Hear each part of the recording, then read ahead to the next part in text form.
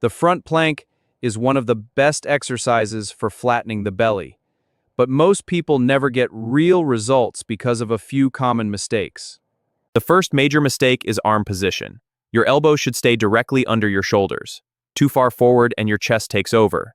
Too far backward and your shoulders fatigue too quickly. Your hand position doesn't matter much. Open hands, closed fists, or hands together, choose what feels comfortable. If your hips drop too low, you overload your lower back. If your hips rise too high, the exercise becomes too easy. Your goal is a neutral spine with the body aligned from head to heels. Move into a downward position. Bring your knee toward your elbow, then return. Alternate sides. Most people slightly bend their knees, which reduces core tension. Fully extending the knees and tightening the quadriceps instantly increases abdominal activation. Your head matters too. Looking forward strains the neck. Looking sideways twists the body.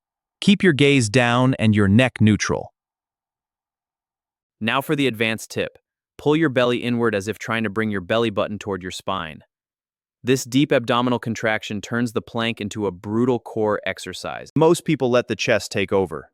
By slightly engaging the shoulder blades, you reduce chest involvement and shift more tension back to the core.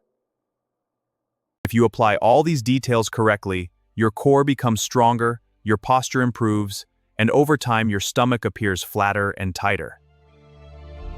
Anyways, guys, that's it for today. Thanks so much for watching. Good luck with your training, and until next time, keep moving, my friends.